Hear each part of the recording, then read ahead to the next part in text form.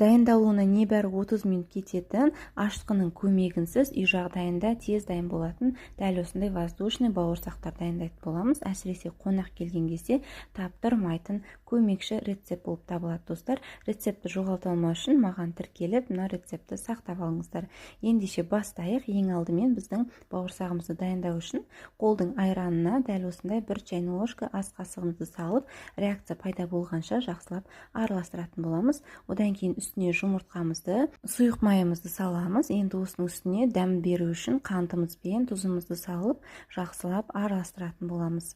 Енді осының үстіне ұнымызды салып, жұмсақ етіп қамырымызды илеп 15 минутқа демалдырамыз. 15 минуттан кейін ыдысымыздан түсіріп, бірнеше бөліктерге бөліп, жайып, бауырсағымызды қалаған формаларыңызда дәл осылай кесіп, екі жағын аударып пісіріп алатын боламыз. Біздің бауырсақтарымыз дайын. Сіздермен болған мен Әйгерім, баршаңызға ас болсын.